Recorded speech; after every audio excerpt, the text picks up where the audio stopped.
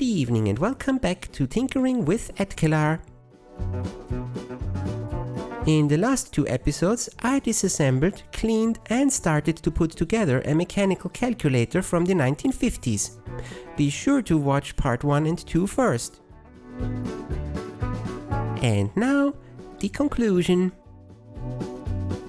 Up next, the counter gears. The counter drum is not directly linked to the main drum, but rather has a reversing gear set in between. That's what the plus-minus lever is for. It took a bit of tweaking again to make the shifting linkage work, since the repaired bearing block was interfering with one gear.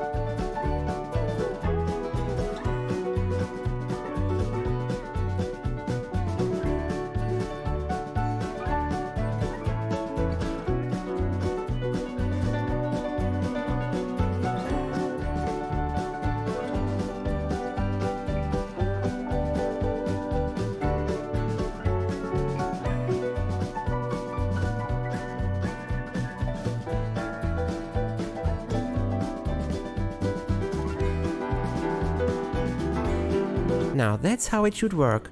Plus turns both drums in the same direction, minus will turn them the opposite ways.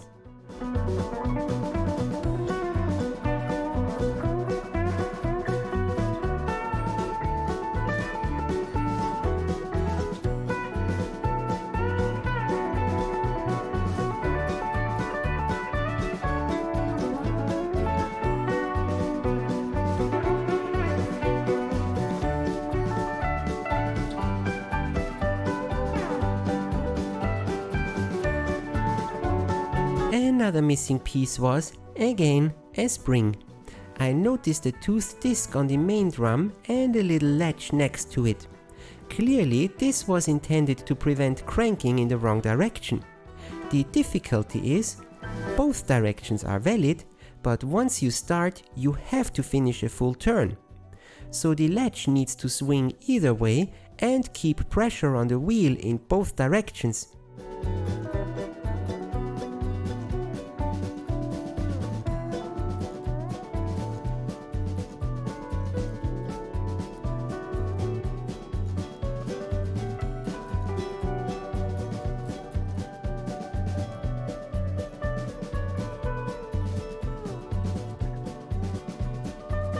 It took about 5 different styles of spring designs to get one that actually works like that.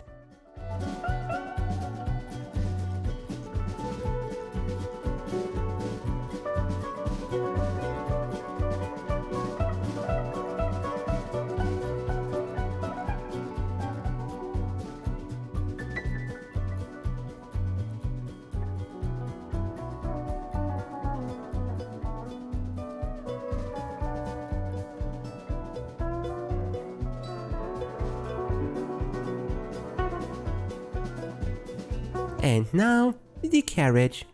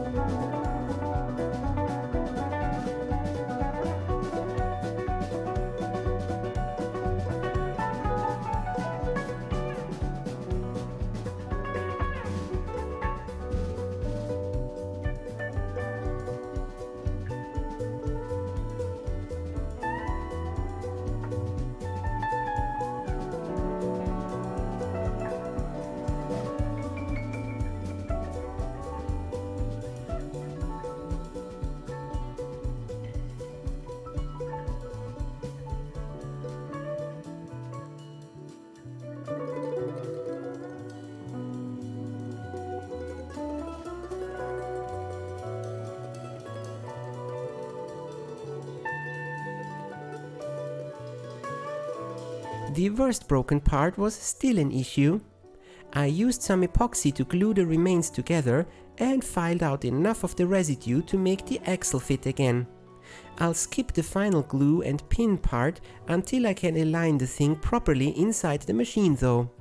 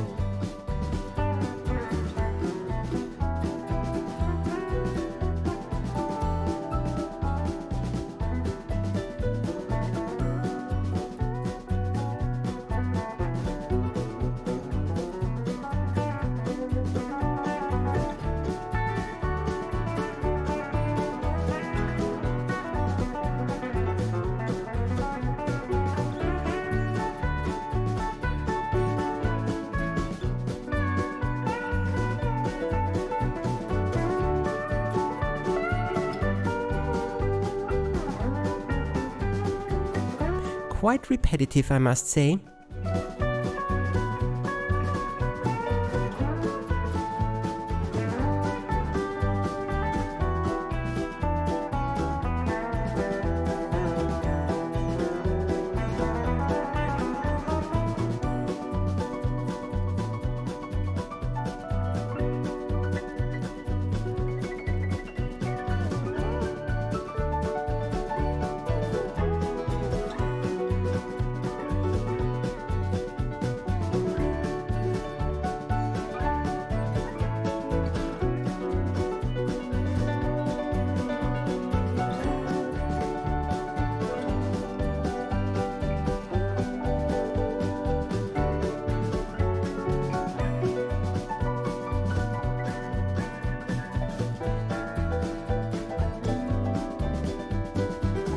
In between the result and counter wheels is the carriage lock. It makes sure that the carriage stays in the designated position and gets pushed out of the way during movements. And another spring to be added into a very narrow space.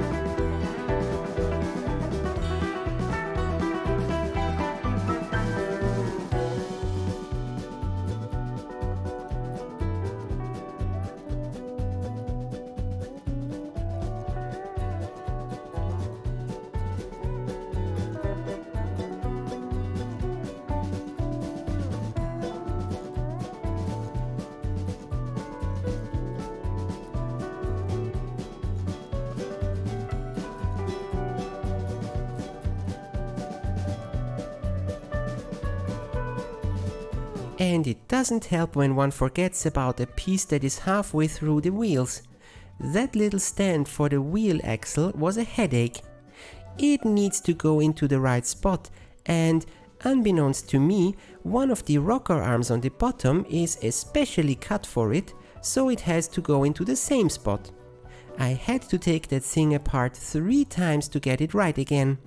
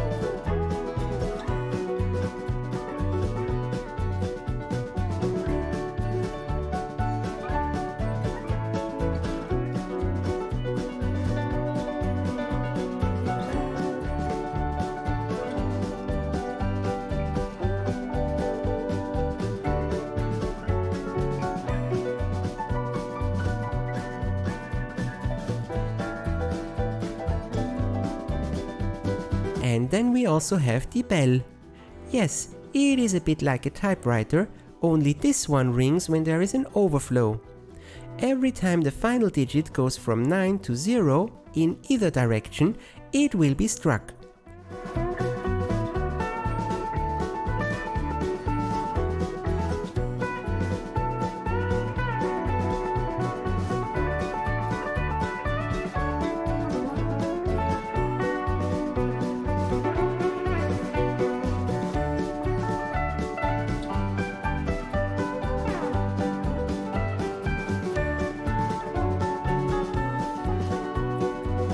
The reset lever on the carriage is the last step here.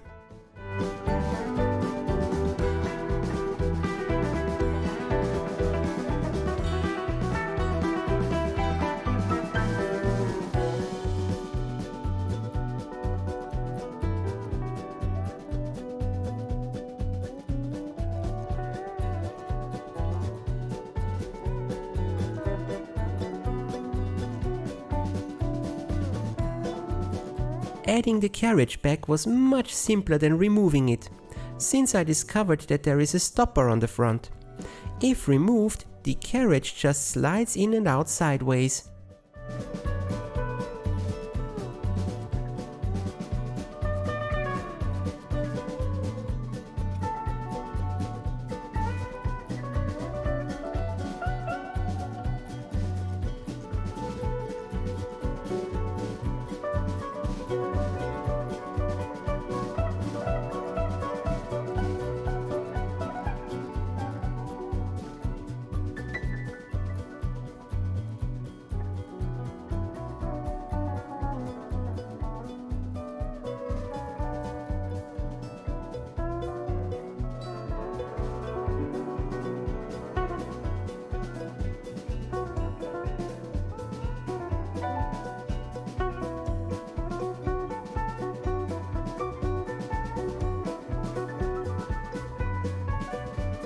The input register display links up with the main drum with a set of intermediate gears,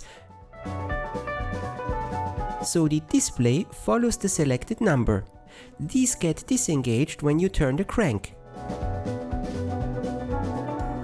Also, the crank handle pushes the interlock into set mode, and when you pull out the crank, the only thing pushing back into crank mode is the tiny spring on the main drum interlock.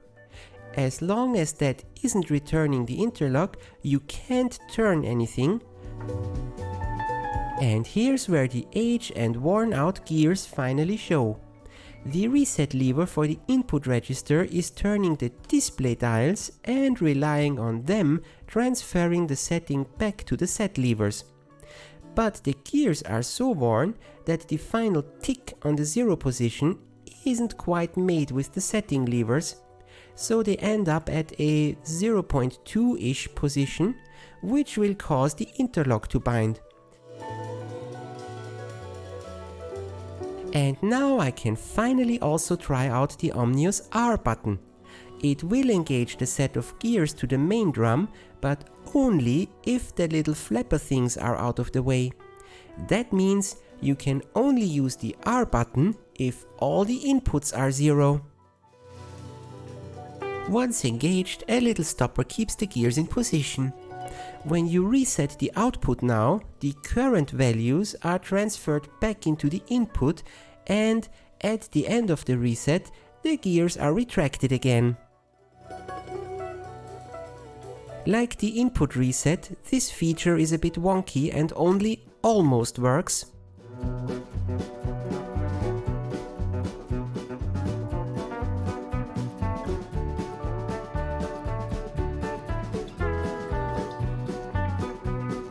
And before I add the covers, here's a few computations.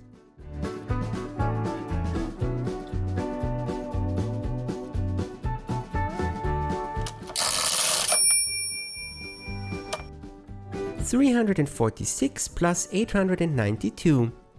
Set the input to 346. Crank once to add to the outputs. Clear the input, Put in 892. Crank once to add. Note that some digits have a carry going on.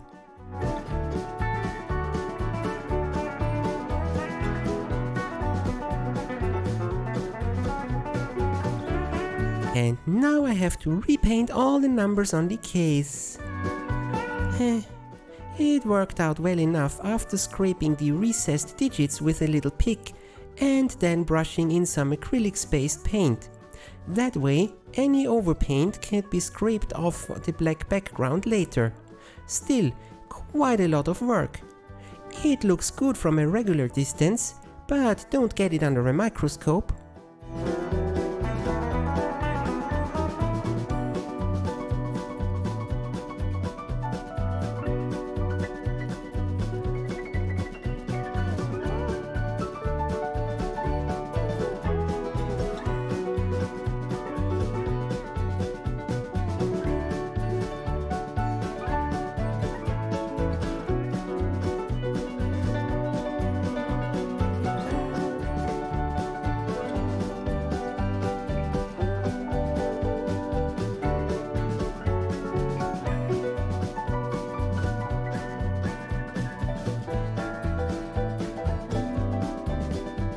And last but not least, the missing handle on one of the reset override levers. Those are there to prevent either the counter or the accumulator from getting reset, so you can pick which ones to clear. I made new ones from a piece of plastic and painted them as close to the existing ones as I could. Brown base color and some black sprinkles.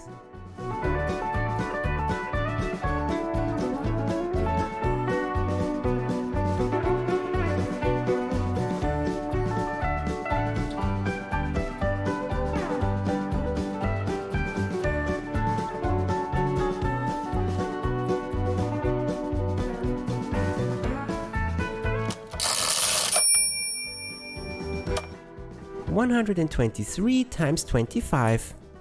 Multiplication is actually a series of additions, so let's do it like back in school. Set the input to the number with more or higher digits, 123 in this case. Crank as often as needed to make the 1 digit show up in the counter, 5 in this case. Move the carriage over one step to the tens digits. Crank again until the tens digits show up, 2 in this case. The result, 3075. I am proud of the covers. The numbers turned out nice, despite going cross-eyed during the painting. Talk about paint by numbers. While the bell cover and the ruler on top are still missing, it now works good enough for demonstrations. Maybe I can find a donor device eventually, or somebody has these pieces in a random drawer.